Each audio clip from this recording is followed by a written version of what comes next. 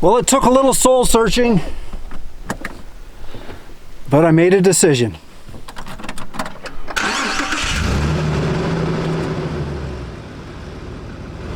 Wish me luck.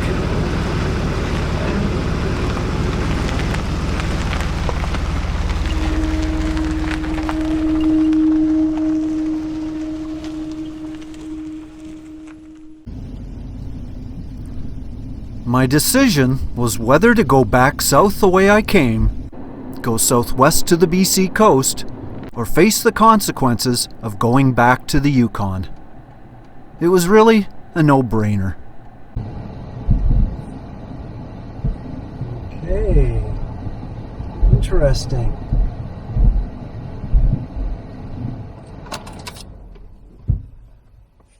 Let's see what we've got. By luck, I found a private campsite in Whitehorse that was within my budget and met the terms of my exile.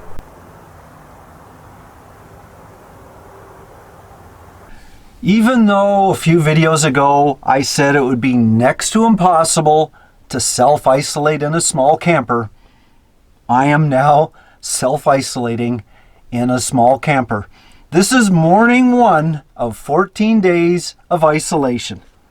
What greater a challenge in a time of crisis than to go through what so many others have had to do. And so, in my camper, I am self-isolating in the Yukon. The only way you can visit the Yukon is go into self-isolation in Whitehorse. And that's not as easy as it sounds. I did not have a chance to get many groceries because before I got into the Yukon, I was only in very, very small communities and mostly like a gas station and stuff. I couldn't get many things. Right now, I am out of fresh vegetables. I have canned goods. I've got water, but I do need groceries, or I'd like to get groceries. I checked with the grocery stores, and I actually checked with Yukon government as well, that I can get curbside pickup. So all I have to do is get the app so that I can connect to the local supermarkets, drive by myself, never leave the vehicle, get my curbside pickup, come back to the campsite, and I'm good to go. So that solves one problem. The other thing that I was concerned with originally was the concept of toilets. Remember I said, well, any waste that you have, you've got to accumulate for 2 weeks. That's not true. I can use a pit toilet, and well, you probably can't see it here, but in this area there is one. As long as nobody else is using it and as long as I disinfect it, I can use it. Can I survive that 2 weeks and have enough time before it gets too cold to see the rest of the Yukon? I think I can make everything work. I have my own shower. I have water on site. I have the option of electrical. I didn't take it because I think my solar panels are enough, but I'll see. But I think I can do this. I'm at least going to try.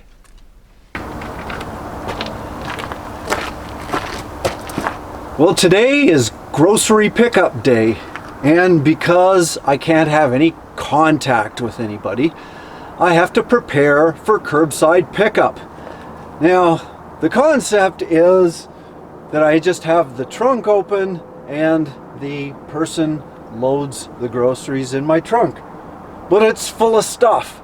So I have to take it out, and that gives me the opportunity to show you what I carry in my trunk while I'm traveling. Big jerry can of gasoline. Oh, let's get that guy out of here.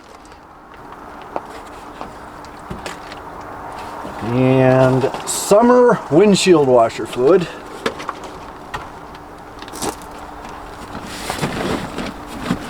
Chains. Even though it's not winter yet, there could still be ice and there can certainly be mud. My old beat up air pump still works. Oh boy. My big monster set of tools.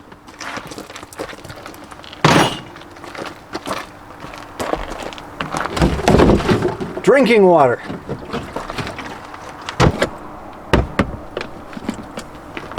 Rubber boots. Emergency road kit. And oh, this is important.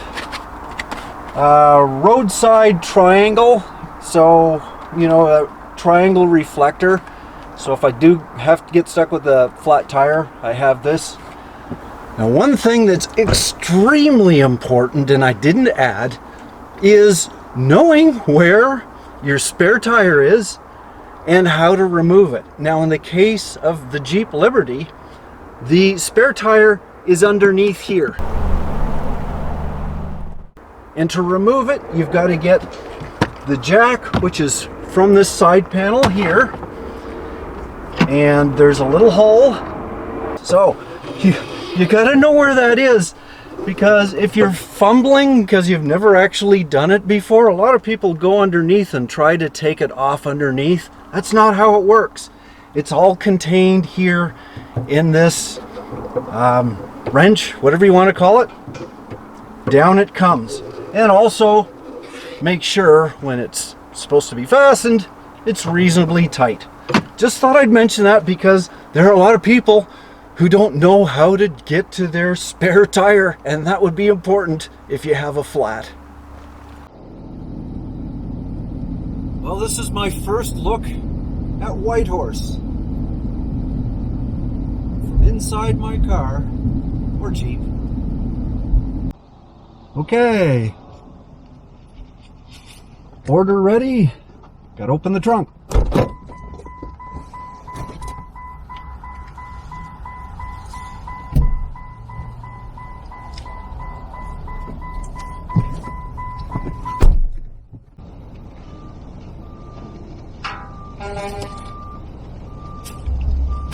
That's everything, sir. Perfect. Thank you. That was easy. It's a good thing, actually. I see a lot of people wearing masks, even though it's very low risk up here. You should still wear a mask. Not everybody, of course, but at least some people are, and that's good news. It at least gives you the opportunity to find out how bad your breath is. And yeah, I think I need to brush my teeth when I get back.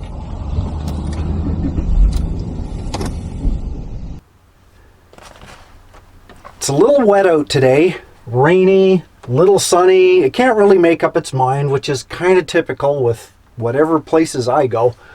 But that's okay because I wanted to be indoors. It's editing day. Today is a Saturday, and I typically try to get a new video out for Tuesday morning. I don't always succeed, but some people think, well, yeah, you got a lot of time to put it all together, and no, I don't. I've got 2.5 days, and I'm just starting. And the first thing I do, because a lot of people have asked, how do I edit, is I take all my cameras from my little Osmo, my Sony camcorder, and the digital DSLR that I'm filming with right now, plus my sound, because I got a little digital recorder, sound recorder, and I use that as well. They all go into the laptop. They're transferred over. This is my transferring software, and there's some of the clips right there. The next step is try to put them in a logical order. So what I do is I open my editing software, which in this case is Power Director. It's like, okay, whatever.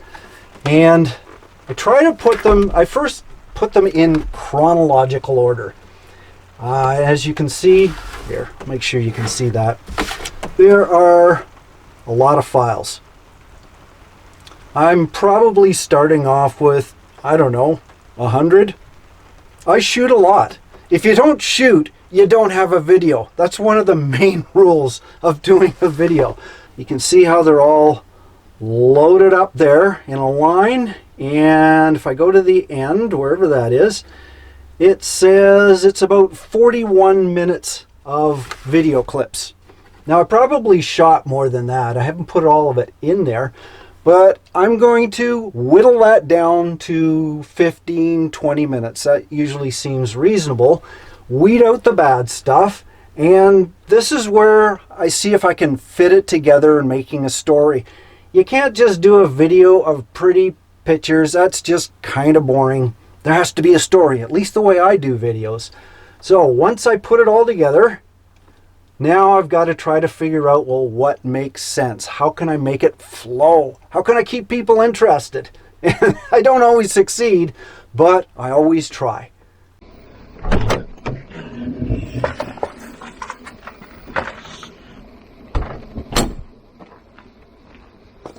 Day 4. The thing about self-isolation, it's not self-confinement. I do not have to stay in the trailer. I'm right by a forest.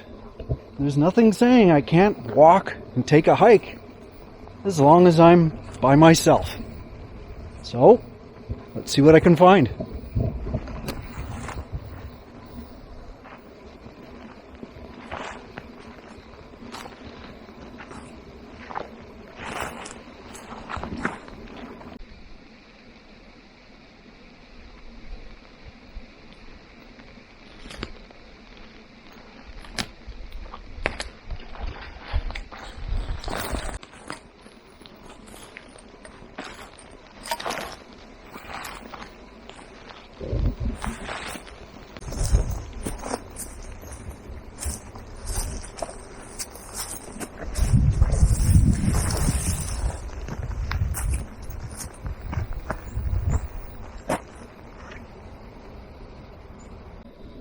Well, this is cool. I'm on an abandoned railway track, and the steel rails are still there.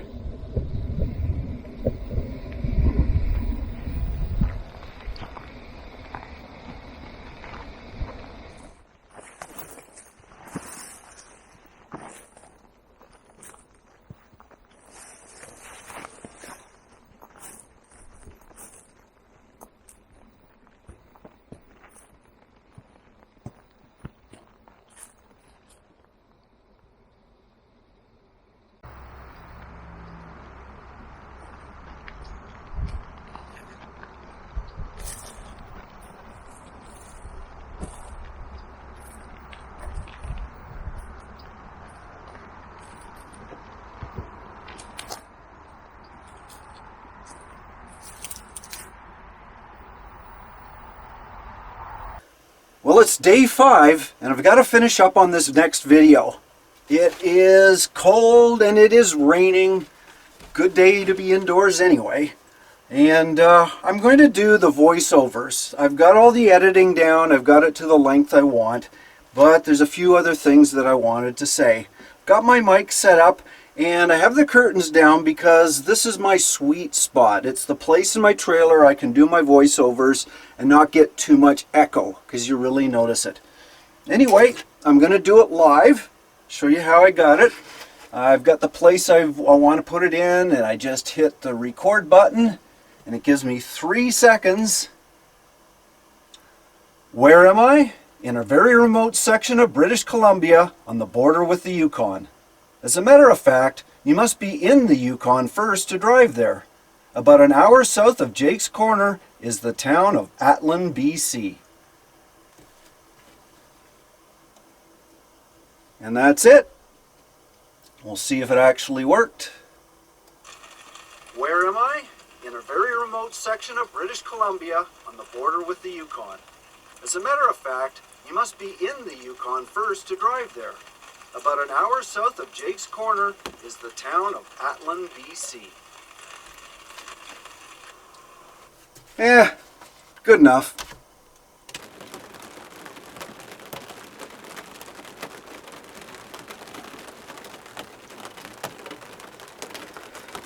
Rainy day and self-isolation.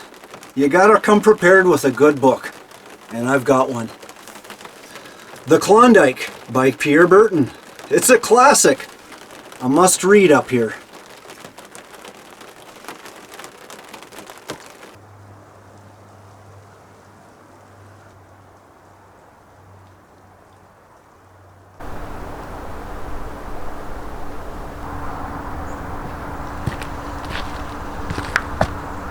Well, it's been 6 days of isolation, and it's also been 6 days of rain and constant cloud, which means my solar panels are not really doing a good job of charging my batteries. But I think there might be another reason. I mean, yes, I'm surrounded by trees. I'm not in an open area, so that makes them less efficient. However, I think it's the crisp air of the fall that might be the other reason that I have to go up and check the solar panel. Now, I've been carrying around this ladder strapped to my bumper for several weeks, and I've never used it. I think this is a good time to unstrap it and see what's up there.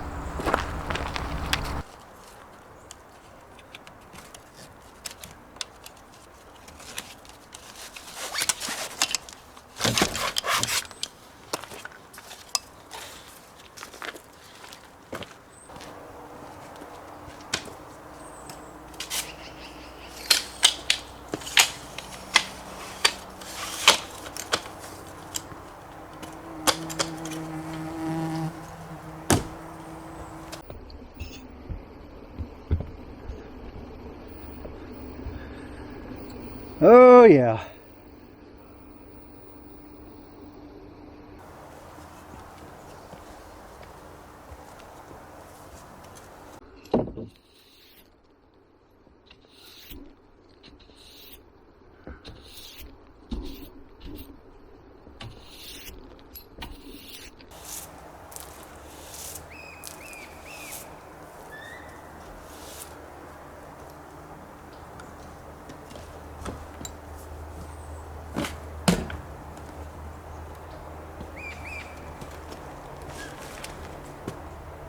Might make a little bit of a difference. I'll find out.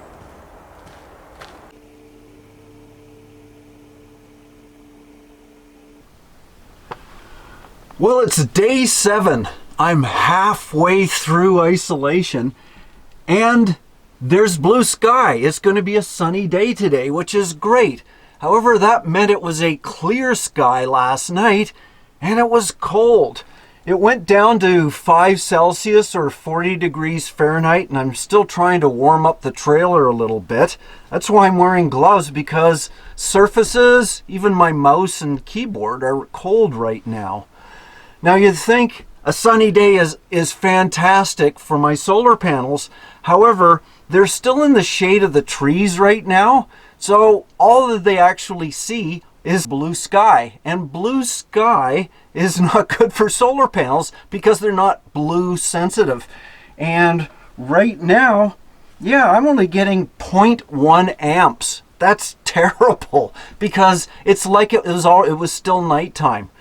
I'm going to have to work out something so that doesn't happen again. But the problem is when you're in a private campsite and you're assigned to go in a little laneway, I don't have the option of getting out in the open. And here, every campsite is surrounded by trees.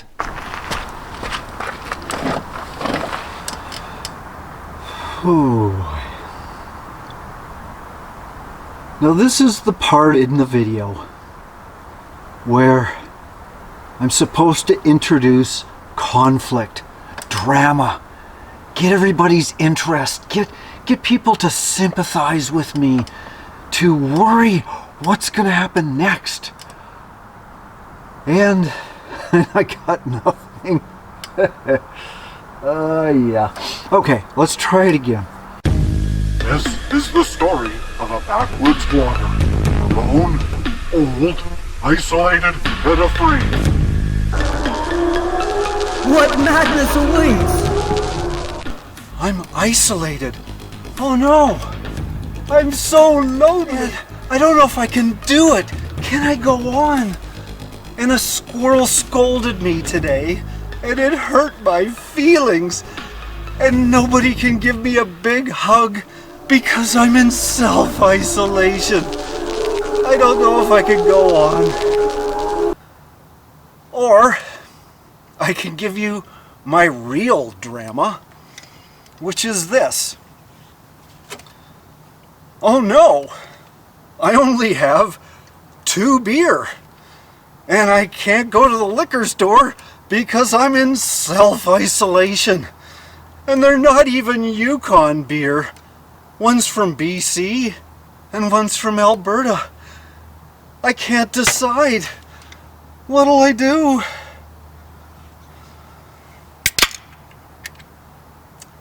Drink it.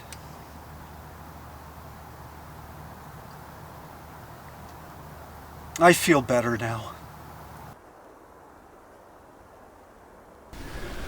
Well, deep in the bowels of my storage area, I've got something that I've been saving for months.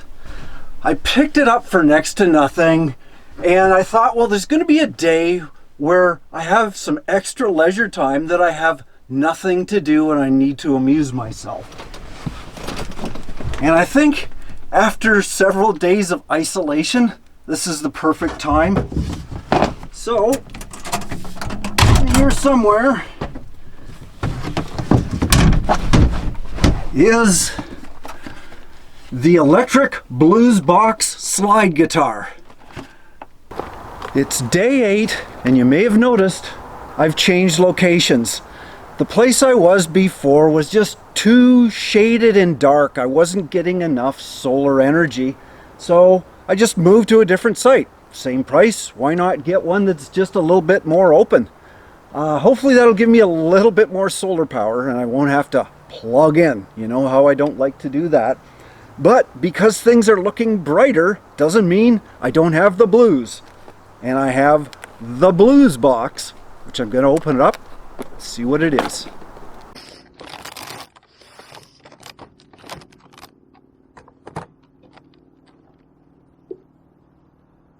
Whoa.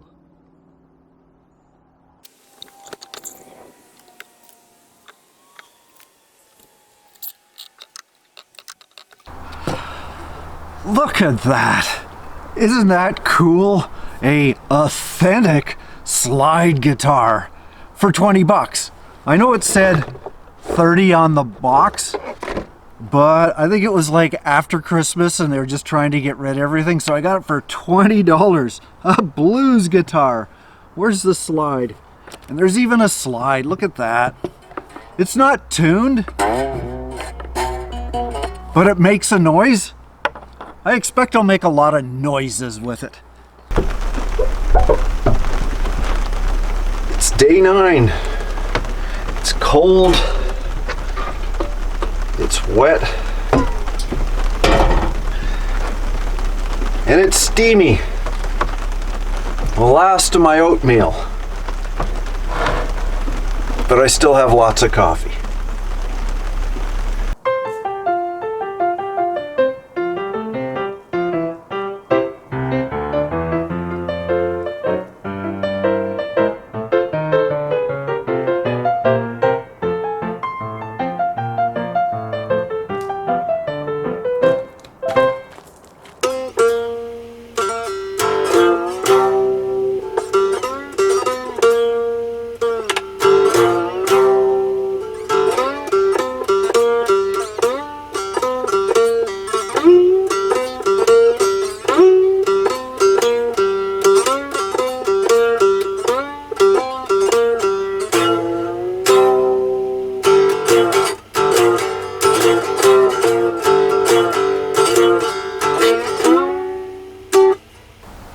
Now you'd probably think after 10 days of isolation, the lack of being able to socialize would be an issue, but that's not the problem right now.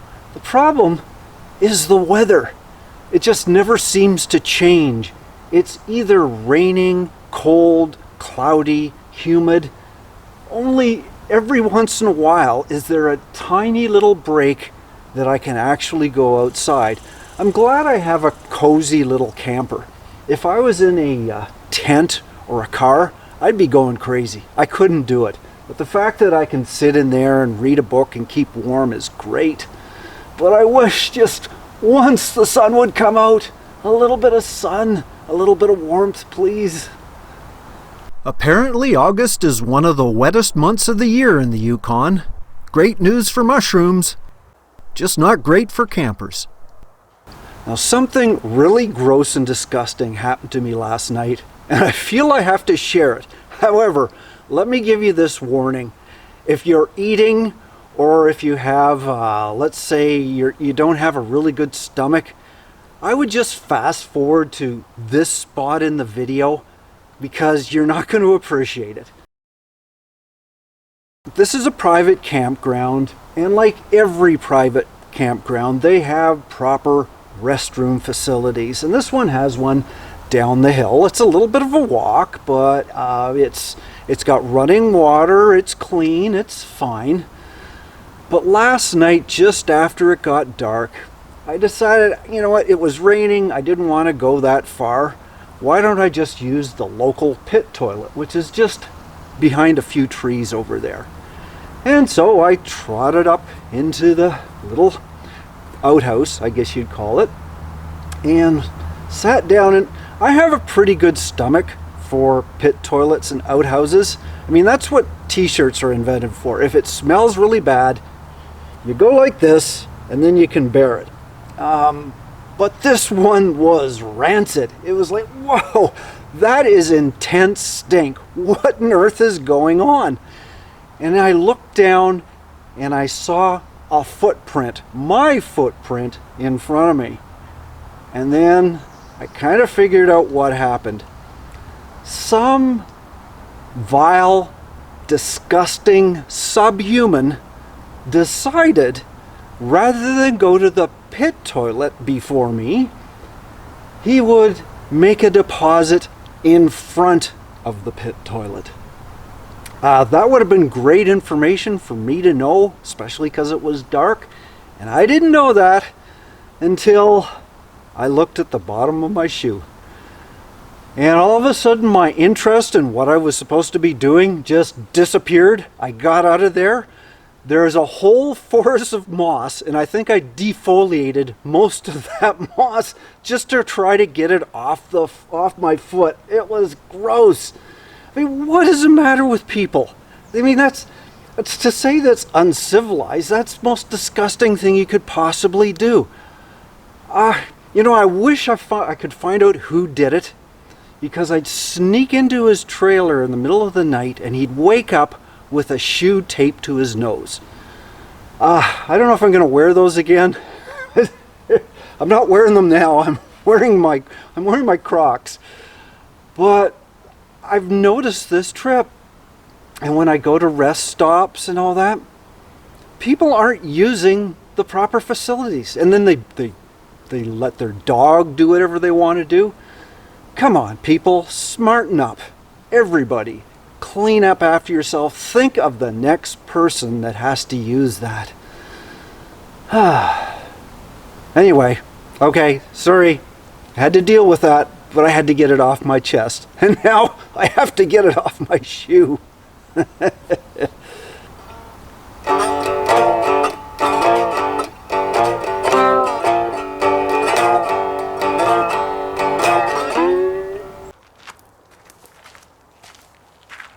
One thing I always miss when I'm on the road, especially when I'm out in the woods, is pizza. I love pizza.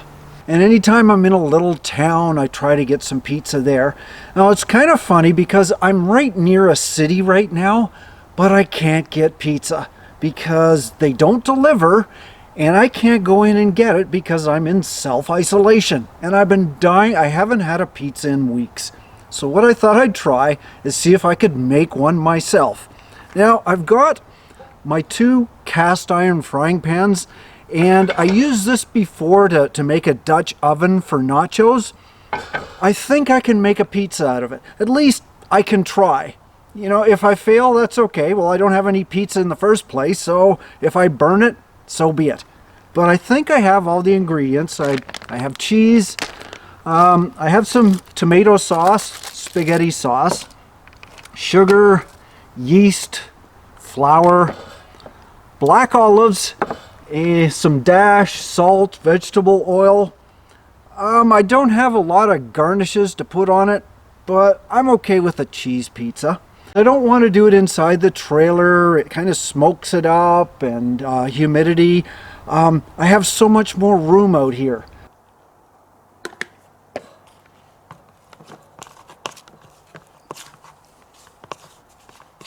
The only thing, I think the worst thing that could happen is if I don't get the cooperation of the weather. If it starts pouring rain, and it's starting to actually sprinkle right now, that would be a killer. And of course, right on cue, it starts pouring rain. But I'm not going to give up. This isn't working very good.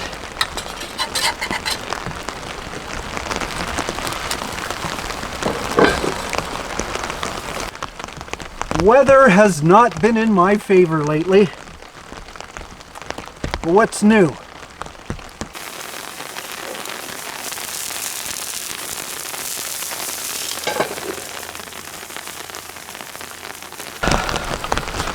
Okay, I think I gotta quit.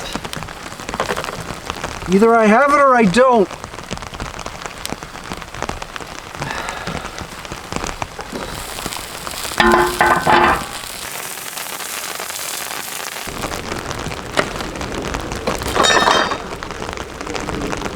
The pizza from hell.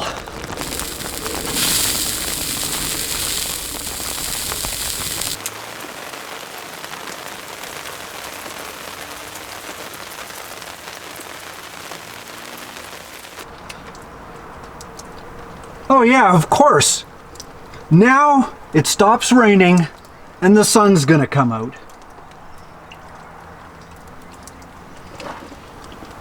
But I have pizza. Sort of.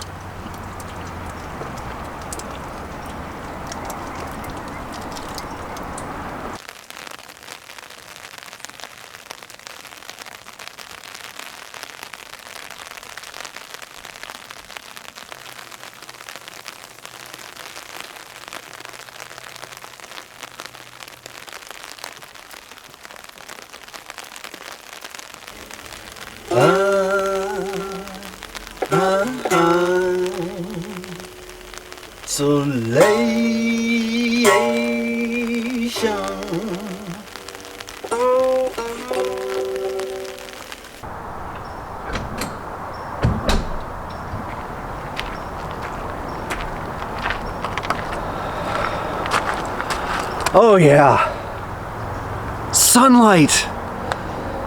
Maybe 13 isn't as unlucky as everybody says. There's the light shining on me. Oh, I love it.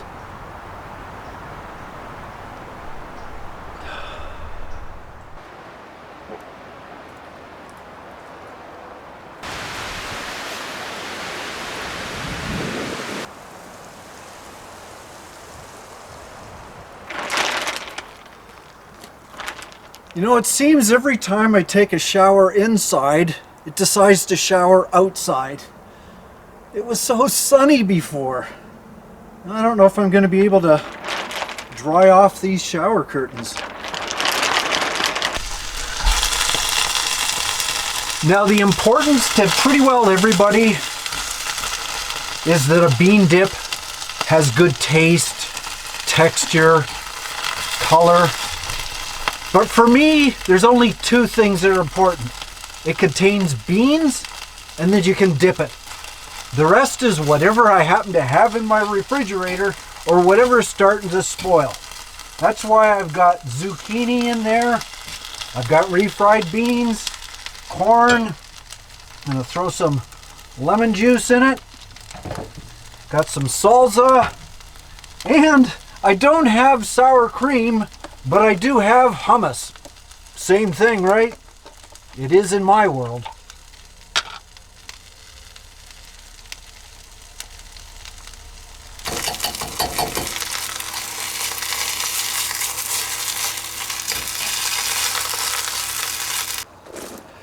Well, here it is.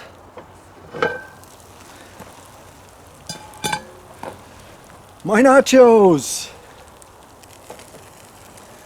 Now, one question I get asked all the time. It seems there's not a day that goes by that somebody doesn't ask me this question over and over again.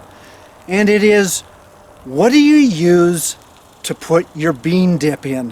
What kind of bowl would be perfect for bean dip? And here's what I came up with. It's nice, pretty color, wonderful lid.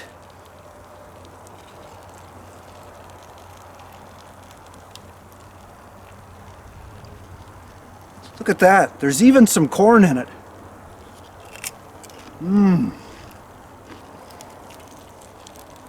Now, of course, I'm playing with you. I'm not trying to gross you out. Okay, maybe a little bit. But I've never used this. I've had it for 4 or 5 years in the trailers, and it's never once been used. So why not use it for bean dip?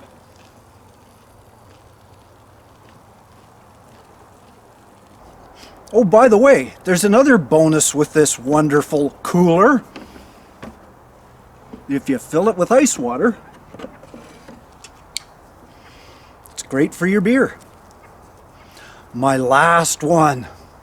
Been saving it for a week. Cheers. But when I went back for a napkin, some thieves came into my campsite.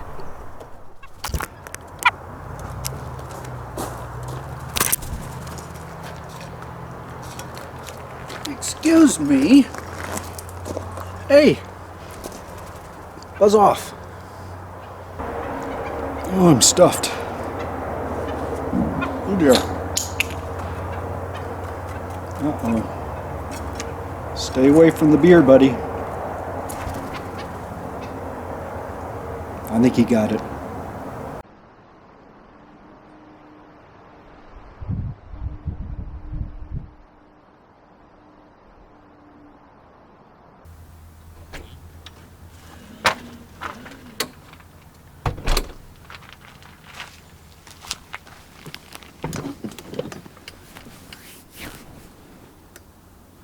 This is my last few hours in self-isolation. And I think I weathered it pretty well. Actually, weather is a bad word because I think the hardest part of it was dealing with the weather. I am quite comfortable in the camper. You know, I've spent time in it before, so that part of self-isolation wasn't that big a deal, but I did hope that I'd get out and be able to walk around a little bit more. But every time it looked sunny, in a few hours it was cloudy and rainy again. But, you know, that's just the way it is. It could have been beautiful sunny the whole time, but it wasn't. And, you know, part of the challenge is where I decided to self-isolate. And that is way up in the north. And it's not like I'm in the ideal time because every day it seems to be getting a little bit colder. It's getting close to fall. There's already been some frost in Dawson City. And I think that was my biggest concern, that I'd spend 2 weeks. And then the weather would be terrible. It would be cold. It would be starting to snow and frost. Maybe I am too late. I don't know. But, you know, I did it. I mean, as far as, you know, the challenge, I think I did very well. I had enough things to do. I had a book to read. And, of course, making the video didn't hurt. That gave me something to do as well. And I'm sure other people were be more concerned about, you know, the social isolation aspect of it, of not being able to have, you know, close contact with people. But I've been camping like this for so long, it doesn't bother me. I'm sure some people would have issues with being alone with themselves, being in their own thoughts. That can be kind of scary, but it can also be a blessing to be alone with yourself, to be comfortable with yourself. It can be a healing process, and there's always good out of things that seem a little bit difficult at first. It's a learning experience, it's a growing experience. So, yeah.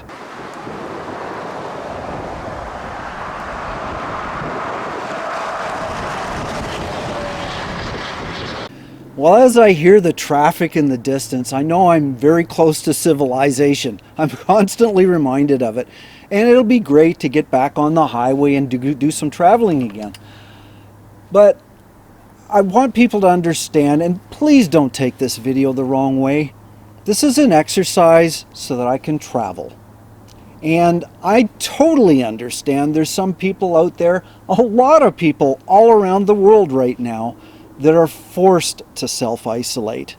And my heart goes out to them. I know it's a serious thing, it's a serious issue, but use it as a growing opportunity. You will get through it, and you'll be better for it. I'm just glad that I live on this planet, that I'm still healthy, that I can travel in a little bit of a way. I'm certainly restricted, but I'll take whatever I can get because I love this planet.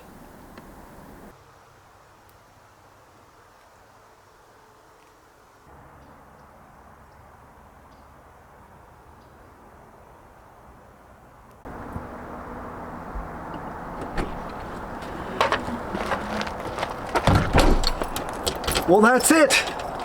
But I'm not leaving camp yet. I'm just heading for town. It's Chinese food night. I hope you enjoyed this video. Check out my others as well. Woohoo!